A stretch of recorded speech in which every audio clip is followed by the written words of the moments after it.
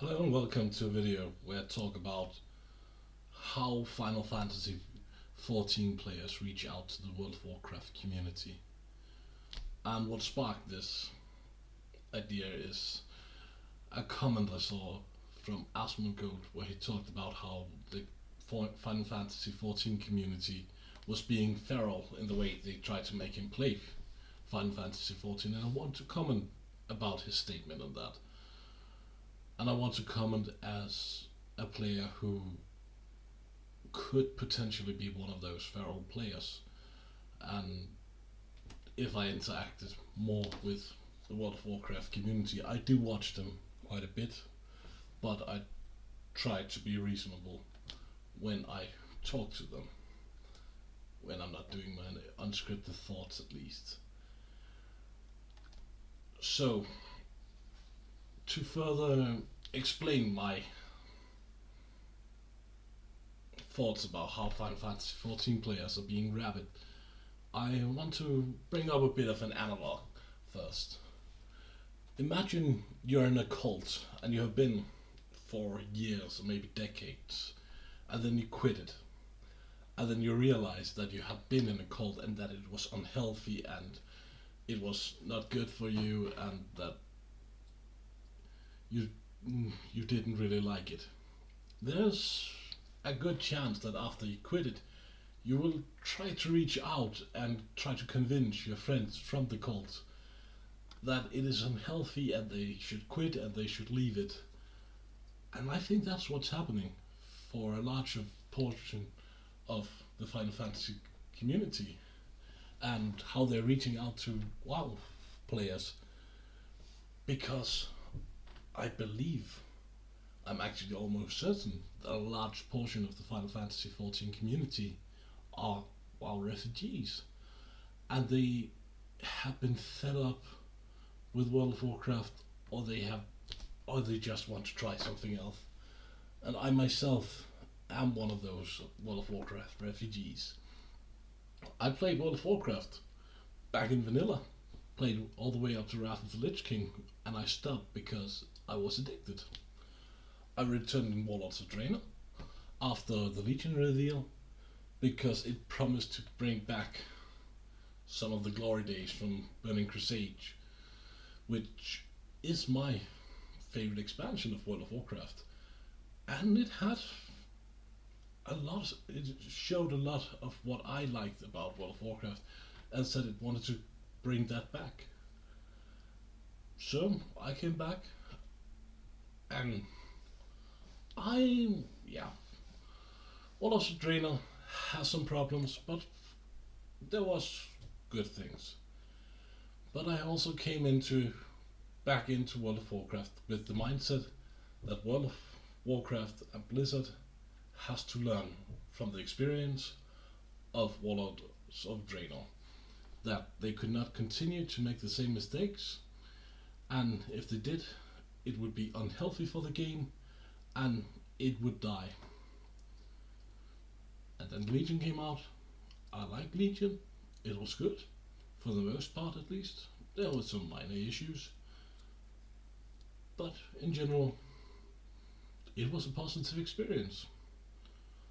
And then BFA came out, and while I went into it being cautiously optimistic, I hated every moment I played of Battle for Azeroth. So I stopped. And I didn't just stop World of Warcraft, I stopped MMOs. I swore them off. I thought that if World of Warcraft could not figure it out, nobody could make an MMO properly anymore. Because if Blizzard couldn't do it, no one could. So for a year I didn't play any MMOs again. I played some Warframe, which on a related note I would highly suggest if you're just looking for a game where you grind and try out things. It's a fun game, it's a good grind game, and it feels rewarding. It has a limit on how long you can play it right now, where the late end game, that's about 1500 hours in, it gets stale. but for a year it can keep you entertained and it's free. So if you're looking for another grind game, I would highly recommend checking out Warframe. So if I swore off MMOs forever, why did I play Final Fantasy XIV? Well, it's because they made a crossover with my favorite game of all time, Nier Automata. And I don't think I can overstate how much I love Nier Automata. And that is the only reason I am playing Final Fantasy XIV now. Because I will follow crossovers of Nier Automata and see where they go. See if there's more story for Nier Automata. It's a real fanboy game for me. And so I tried out Final Fantasy XIV, started up. I want to see the world I was going to invest in and see how this crossover would work. And honestly, this is probably one of my favorite decisions as a gamer, trying out Final Fantasy XIV. Yes, the beginning was slow. It wasn't as great as the best of World of Warcraft, but it was better, a lot better than the worst. And it just became better and better. And I'm not going to review the game right now, but I will say that when the game starts to get rolling, it gets really good. And that's especially in Shadowbringers, the current expansion, and it reaches levels that are second to only Nier Automata in terms of story. It is by far one of the greatest stories I have ever played through in a game. And I will praise it for that.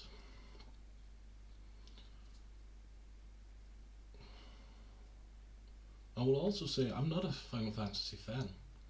I tried a few games, but I never really took to the turn-based combat at the Final Fantasy world. But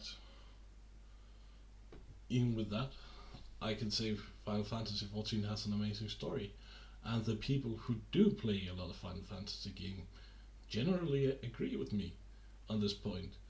Final Fantasy XIV is generally considered one of, if not the best, Final Fantasy story ever written. And I can't agree with that since I haven't played the others. But I agree that it is one of the best stories ever told in a game medium. So, now back to my original topic. Why do Final Fantasy XIV fans sometimes go rabid? It's because we see players who are still in that old cult, in that old World of Warcraft, and they're complaining about issues that made us quit World of Warcraft. Maybe weeks ago, maybe months ago, maybe years ago. We are trying to get through to them, because we have been in that situation before, and we know that playing World of Warcraft is an immense amount of sunk cost fallacy, Stockholm syndrome, and generally addiction. And WoW players have that. We know that. We have seen it. We have been those players ourselves. And we know it's incredibly difficult to get through those things, to get through the addiction, to get through the Stockholm syndrome, to get through that sunk cost fallacy. And it's difficult to penetrate through that and make players realize that they are in a game that they don't enjoy. And here we are, sitting on the greener grass, telling people still sitting in the mud that, hey, it's good over here. But we also know that those players sitting in the mud don't believe the grass is good, that it's somehow better to sit in the mud, because they have been sitting there for years, sometimes decades. And how are you going to convince someone who is set in the ways, who don't want to at least try coming over to the greener grass? Sometimes you have to yell. And I'm sorry for the whole Final Fantasy XIV community, but we have been there, and we at least believe that what we are sitting on is the green grass, and we are trying to make people who we think are sitting in mud see that this is better for you. And well, I can only say it is difficult to see. I swore off MMOs. I didn't think anyone could do it besides Blizzards. So we know it's difficult to try out something else. But in the end, what is my point with all this rambling? Is it that you should try Final Fantasy XIV? I mean, I think you should. If you are tired of World of Warcraft or disagree, especially with how the casual content is handled, I think you should try the free trial. It's free until level 60, and that includes the first expansion, which is Heavensward, which is where the story gets good, where you begin to really see what the game has to offer, and even after that, there's still a lot more where it gets better. It keeps improving Final Fantasy XIV. And yes, and it's free, so if you're worried about money, you can try it, and you can quit it if you don't like it after that. But in the end, I think more than anything, what I really want to say is, if you're tired of World of Warcraft, if you're annoyed with some of the systems, if you're just frustrated with how Blizzard handles the game, quit World of Warcraft for a month, take a break, play other games, Warframe as I mentioned, take a step back, see, do you actually enjoy this game? Are there other games that might actually get my interest? Instead of feeding your addiction and keeping you in the Stockholm syndrome and the sunk cost fallacy, say, okay, let's try something new. Let's see what else the gaming world has to offer. Who knows? You might actually enjoy it. And I, for one, think you will. Thank you for listening.